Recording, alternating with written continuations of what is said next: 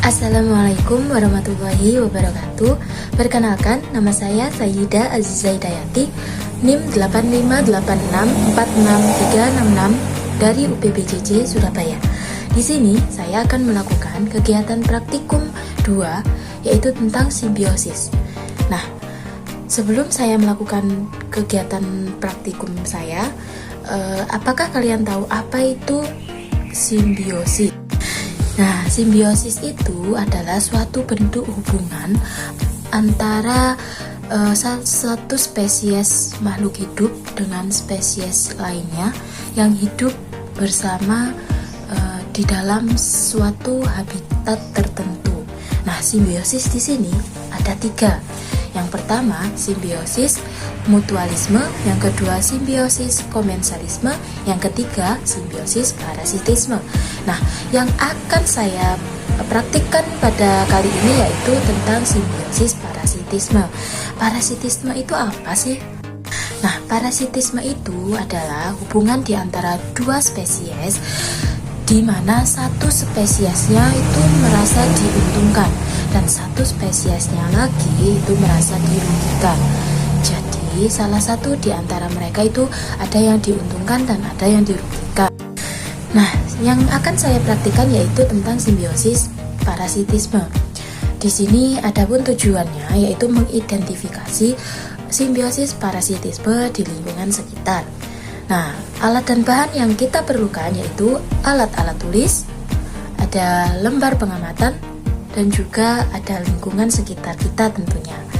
Nah, untuk langkah-langkahnya, kita bisa melakukan yang pertama yaitu menyiapkan alat dan bahan terlebih dahulu. Kemudian kita pergi ke lingkungan sekitar yang akan kita amati. Lalu kita identifikasi beberapa simbiosis parasitisme yang diantaranya ada hewan dan juga tumbuhan. Temukan setidaknya 5 simbiosis parasitisme. Kemudian tulis hasil identifikasi yang sudah kalian amati di dalam tabel pengamatan. Selanjutnya, cobalah kalian analisis bagaimana makhluk hidup yang dirugikan dan mana yang diuntungkan. Lalu jenis keuntungan atau kerugian apa yang ada pada hubungan simbiosis tersebut.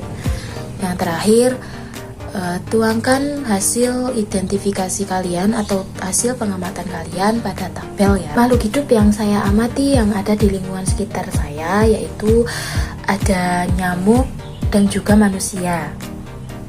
Di sini yang diuntungkan itu nyamuk, kemudian yang dirugikan manusia. Kemudian ada kucing dengan kutu.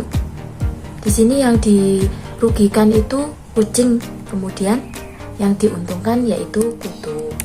Selanjutnya ada pohon jambu dan benalu. Nah, yang diuntungkan di sini yaitu benalu. Kemudian yang dirugikan yaitu pohon jambu. Selanjutnya ada kutu dengan manusia. Nah, yang dirugikan itu manusia. Kemudian yang diuntungkan adalah kutu. Lalu selanjutnya ada bayam dengan belalang. Nah, di sini yang dirugikan itu ayamnya. Kemudian yang diuntungkan adalah belalangnya. Nah, di samping adalah hasil pengamatan yang sudah saya masukkan ke dalam tabel. Jadi, kesimpulannya adalah simbiosis parasitisme adalah suatu hubungan makhluk hidup dengan makhluk hidup lainnya, tetapi di antara mereka ada yang dirugikan dan ada yang diuntungkan. Yang dirugikan akan kehilangan apa yang seharusnya mereka dapatkan karena sudah diambil oleh parasit itu sendiri. Bahkan yang dirugikan itu bisa sampai mati. Nah, untuk hambatan dan solusi yang saya hadapi yaitu saat proses pengamatan ini saya merasa sedikit kesulitan karena untuk mencari objek yang akan saya amati untuk jadi bahan pengamatan saya itu sedikit susah. Karena ketika mencari tumbuhan yang ditempeli oleh parasit atau benalu, saya harus mencari dan melihat dengan teliti karena sebagian memang tidak terlihat jelas atau tidak nampak melalui itu, sehingga saya merasa sedikit kesulitan.